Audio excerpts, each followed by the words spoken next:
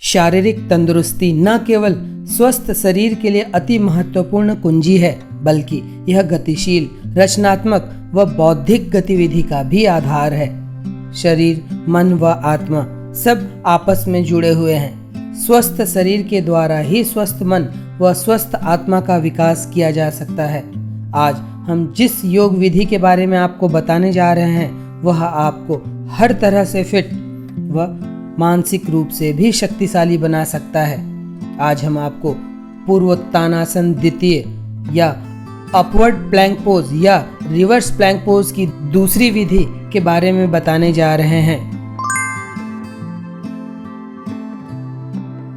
अनियमित दिनचर्या और खराब आदतों के कारण शरीर में कई रोग पनपने लगते हैं। यदि प्रतिदिन योग, प्राणायाम व ध्यान के लिए कुछ समय निकाला जाए तो न केवल शरीर निरोग बनेगा, बल्कि मन व आत्मा भी दिव्यता से भरते चले जाएंगे। अपने व्यस्त जीवन में कुछ समय इन जादुई यौगिक क्रियाओं को भी दें तथा शरीर स्वस्थ, मन प्रसन्न व आत्मा दिव्य बनाएं। जब भी आप इन यौगिक क्रियाओं का अभ्यास करें तो विशेष ध्यान दें। प्रसन्न चित्त अवस्था के साथ सभी तनावों को भूलकर वर्तमान में रहकर इन यौगिक क्रियाओं का अभ्यास करें, जिससे आपको लाभ दुगना मिलेगा। प्रतिदिन की नियमित यौगिक अभ्यास आपकी भागती हुई जिंदगी में एक नया आनंद ला सकती है।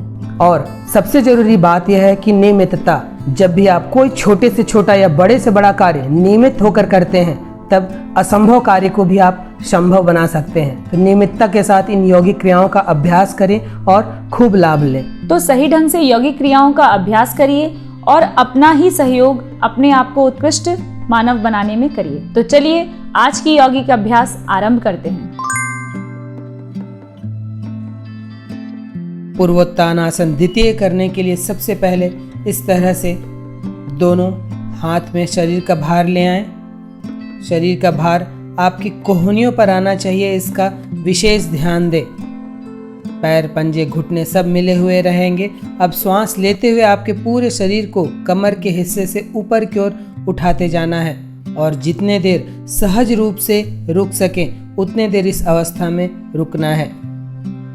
केवल इस आसन का अभ्यास कर रहे हैं तो इसे 10 से 15 बार तक करें। अन्य आसनों के साथ इसे 3 से 5 बार करना पर्याप्त होगा।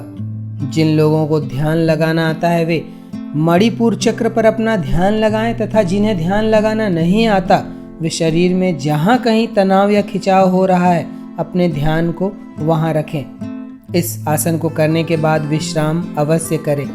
कुल किए गए समय का 20% समय आप विश्राम को दें। पूर्वोत्तानासन कर लेने के बाद जो विश्राम की सबसे अच्छी स्थिति है वह शवासन की होगी, जिसमें आपके संपूर्ण शरीर को संपूर्ण विश्राम मिलेगा। पूर्वोत्तानासन या अपवर्ड प्लैंक पोज के अभ्यास से संपूर्ण शरीर प्रभावित होता है। पूरे शरीर की फिटनेस बहुत आसानी से पाई जा सकती है। शरीर में जमे सभी चर्बी पर यह आसन असर डालता है, अर्थात जांग, कमर, पेट, बाह की चर्बी कम होती है। शरीर सुडौल व गठीला बनता है।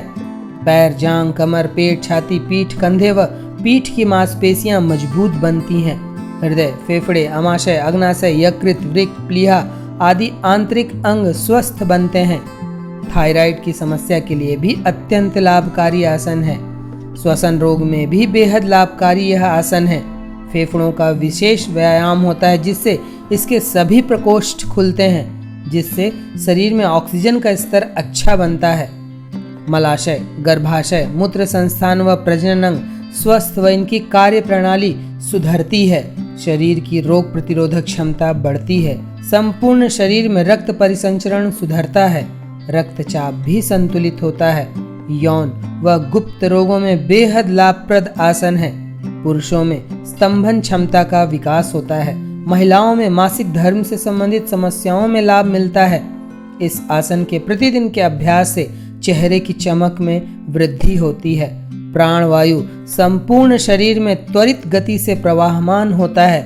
रीढ़ की हड्डी के लिए भी बेहद लाभदायक आसन है। मेरुदंड लचीला बनता है तथा इसके सभी विकार दूर होते हैं। कमर दर्द में राहत देने वाला आसन है। मानसिक शक्ति में भी बढ़ोतरी होती है। तनाव, अवसाद आदि मानसिक रोगों में लाभ मिलता है। इस आसन के नियमित अभ्यास से बुढ़ापा दूर रहता है तथा अभ्यासी युवा बना रहता है।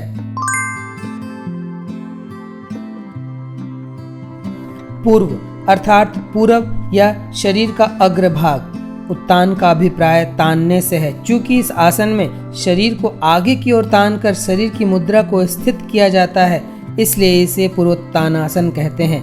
अंग्रेजी में इसे अपवर्ड प्लैंक पोज या रिवर्स प्लैंक पोज भी कहा जाता है। पूर्वोत्तानासन द्वितीय के अभ्यास से मणिपुर, अनाहत, मूलाधार व विशुद्धि चक्र स्वस्थ, संतुलित व सक्रिय होते हैं तथा अभ्यासी को इन चक्रों से संबंधित सभी लाभ मिलते हैं।